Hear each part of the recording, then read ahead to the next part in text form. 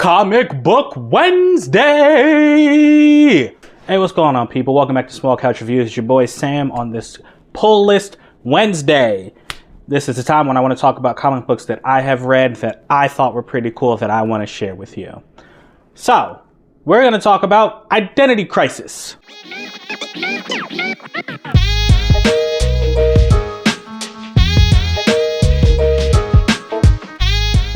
Identity Crisis from DC Comics came out in 2004, 20 years ago, 21 years ago, wow. Okay, yeah, 2004. Narrative by Brad Meltzer with the art by a combo team of Rags Morales and Michael Baer. In it, the Justice League investigates a murder of a wife of one of their own. Now, before we go any further, I am going to say there are going to be spoilers here. This is a 7-issue series. It's a limited series, though I own the trade paperback that I had somewhere, but I can't find right now. I'm going to be going into spoilers in the first issue, just to get you caught up on the plot. Like, I'm going to do, let's say, the IMDb blurb plus a little bit more. I promise I'm not going to spoil, and give any big reveals or anything like that. But if you don't want to know anything about this, then read it and come back here and we can talk about it. Okay, so Meltzer crafted a really good narrative here, man. It starts, so it's kind of like a murder mystery. We get some murder mystery in our comic books, right? And it starts off with a really cool setup because, it's narrated by the Elongated Man, who I think the CW's Flash that recently wrapped up might be the thing you might know him from the most. He's the guy, he can stretch. He's kind of like Mr. Fantastic. So the book starts with him out on patrol, and his text box is talking about murder mysteries.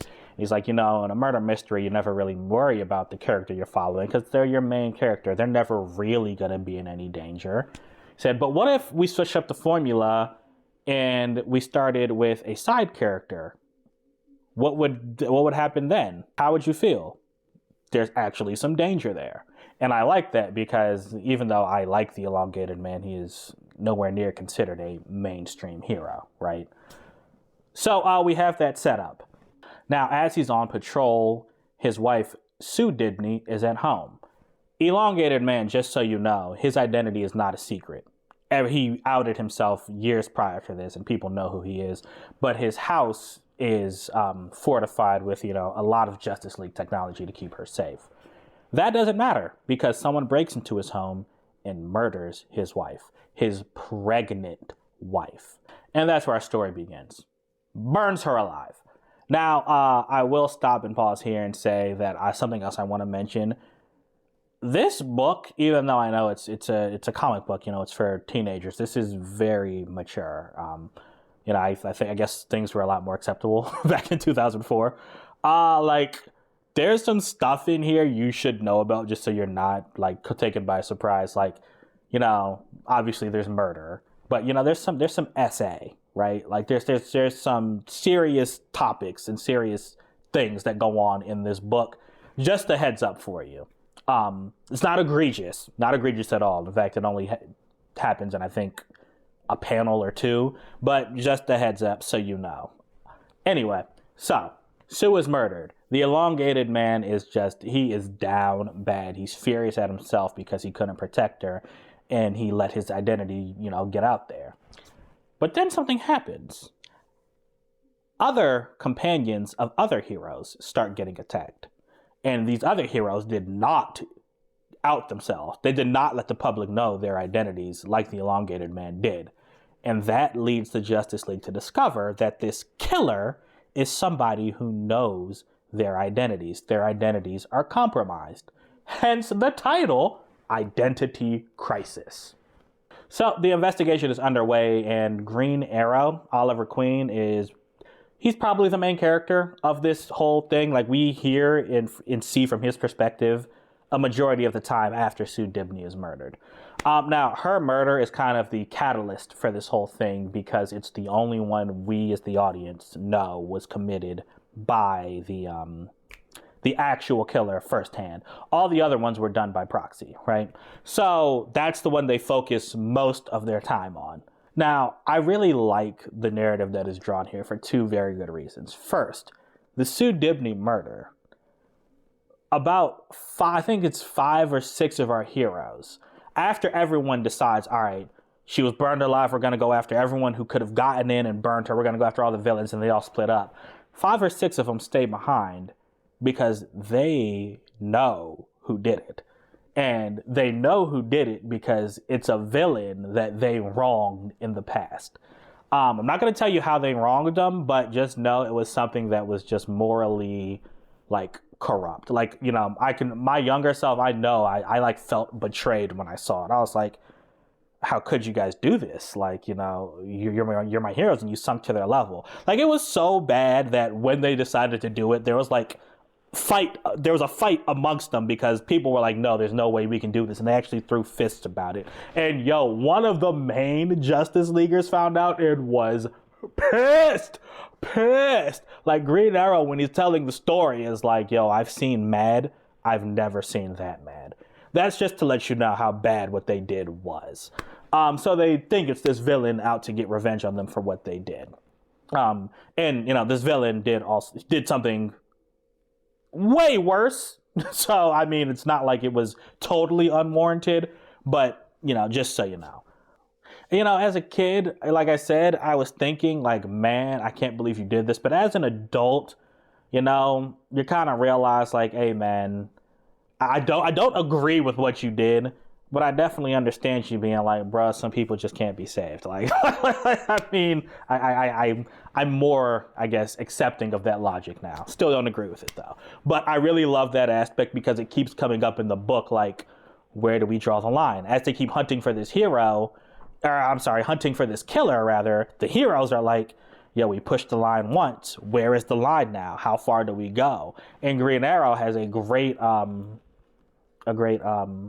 I lost my train of thought there. But Green Arrow has this great line where he says something along the lines of like, I'm just a dude. All right, I'm a human dude. I'm good at what I do. But at the end of the day, we have like the world's greatest detective. We have freaking Amazons and aliens and stuff with superpowers. If they really wanted to know the dirty, they would know. So safe be your sanctimonious crap. Basically saying like, I do the dirty stuff that they want done. Debatable, but I love that aspect there. Now, outside of the morality of the heroes in question, another great aspect of this book is the characters it features. Look, if you know me, you know Superman is my favorite character in anything ever. I love Superman. I love Batman. I love Spider-Man. I love Iron Man. I love Wonder Woman. I love Daredevil. I love Cyclops and the main X-Men. But you know who else I love? I love Phantom X. I love Psylocke. I love Animal Man. I love Zatanna. I love Miracle Man. I love Black Lightning. Like, I like all these smaller heroes too. So the fact that this book does a great job in just showing that the universe is so much bigger than the main 7 heroes we see, I loved that. When the Green Arrow, like I said, he takes over, some of the first heroes he calls to investigate are people like Mr. Miracle and Metamorpho. Mr. Miracle's an escape artist. How did this person get in? How did they get through all the traps? And Mr. Miracle's like, I can see 17 or 18 ways they could have done this. Metamorpho, what's going on? Can you find anything from the fire here? Animal Man, can you smell anything that happened here? I just love that they're all highlighted, and the book does a great job of showing that the DC universe is a family. Like, the Justice League is investigating, obviously, but you also have the Titans, you have the Outsiders, you have the Justice Society. Like, all these different teams are trying to figure out who killed one of their own and who's going after them. I dug it. Now, the Bang Bang Pow Pow comic book stuff, also really good. Though the art, y'all, like, is it just me? The art took me a while to get used to. And I really think it's the eyes, y'all. Like, look at this. Like, they're just so round, and I can't think of another word to describe them out of just a little too cartoony. But, I got used to it. The inks and the color palette and all that was all good. Even though this is 20 years old, it didn't look like dated or anything to me. I think it fit in well with even today's comics, so. And then the action, I mean, yes, it's a murder mystery, but it's still a comic book. They have some action in there, and it is great. It is drawn excellently. You feel like you're there. The panels kind of come to life. There's an excellent fight that involves Deathstroke the Terminator. Someone else I like, and I like that he was highlighted in this too. And it is a great fight between him and some of the other members of the Justice League that just shows how dangerous this man is. But hey, man, I'm done talking your head off. Look, at the end of the day, you get a great comic book fantasy mixed with some murder mystery thriller. You get the best of both worlds. The actual mystery itself is really, really good. I remember even reading it now, rereading it now, and I got to when the killer, the big reveal happens, I was like, oh yeah, wow. I forgot about that. That was good. That was good. I didn't see it coming. So yeah, Identity Crisis. I think you should check it out. Let me know when you do. Let's talk about it right down there in the comments, guys. As always, I appreciate you. And until next time, I'm out.